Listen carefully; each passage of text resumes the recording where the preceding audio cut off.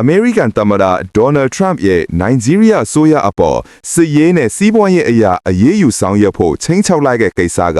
နိုင်ငံတကာအတိုင်းအဝိုင်းမှာတင်းမာမှုတွေမြင့်တက်စေခဲ့ပါတယ်။ထရန့်ဟာ၎င်းရဲ့လူမှုကွန်ရက်ပေါ်မှာထုတ်ပြန်ချက်တစ်ခုကိုတင်ခဲ့ပြီးနိုင်ဂျီးရီးယားအစိုးရဟာခရစ်ယာန်တွေတပ်ဖြတ်ခံနေရတာကိုဆက်လက်ခွင့်ပြုနေမယ်ဆိုရင်အမေရိကန်ရဲ့အကူအညီနဲ့ထောက်ပံ့မှုအားလုံးကိုချက်ချင်းရပ်ဆိုင်းသွားမယ်လို့ပြင်းထန်စွာသတိပေးခဲ့ပါတယ်။အကယ်၍နိုင်ဂျီးရီးယားအစိုးရဟာခရစ်ယာန်များအားတပ်ဖြတ်ခြင်းကိုဆက်လက်ခွင့်ပြုနေပါက USA အနေနဲ့နိုင်ဂျီးရီးယားအားအကူအညီနဲ့ထောက်ပံ့မှုအားလုံးကိုချက်ချင်းရပ်ဆိုင်းမိဖြစ်ပြီးကြောက်မက်ဖွယ်ရာရက်စက်ကြမ်းကြုတ်မှုများကျူးလွန်နေသောအစ္စလာမစ်အကြမ်းဖက်သမားများကိုလုံးဝချေမှုန်းရန်အတွက်လက်နက်များတရန်ရန်ဖြင့်ယခုဂုံးတက်ခါကျဆင်းနေသောနိုင်ငံထဲသို့ဝင်ရောက်သွားနိုင်ဖွယ်ရှိတယ်လို့ထရန့်ကဆိုပါတယ်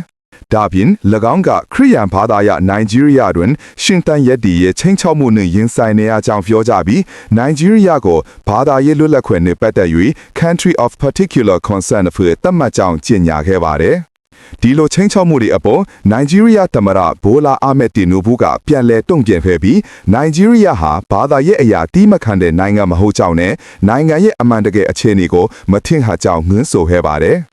နိုင်ဂျီးရီးယားဟာဘာသာအားလုံးရဲ့နိုင်ငံသားတွေကိုအကာအကွယ်ပေးဖို့ဖွဲ့စည်းပုံအခြေခံနဲ့အာမခံထားတဲ့နိုင်ငံဖြစ်တယ်လို့လည်းသူကပြောပါတယ်။နိုင်ဂျီးရီးယားနိုင်ငံမှာခရစ်ယာန်နဲ့မွတ်စလင်လူဦးရေဟာနီးပါးညီမျှနေပြီးလိလာသူတွေရဲ့အဆိုအရလက်နက်ကိုင်အဖွဲ့များရဲ့တိုက်ခိုက်မှုတွေဟာမြောက်ပိုင်းမွတ်စလင်အများစုနေတဲ့ဒေသတွေမှာအများဆုံးဖြစ်ပွားနေပြီးအစ္စလာမ်ဘာသာဝင်တွေလည်းအများဆုံးတားကောင်ဖြစ်နေတယ်လို့ဆိုပါတယ်။နောက်ဆုံးရရှိထားတဲ့သတင်းအချက်အလက်တွေအရနိုင်ဂျီးရီးယားဟာနိုင်ငံသားအားလုံးကိုကာကွယ်ပေးသွားမယ်လို့ကတိပြုထားပါတယ်။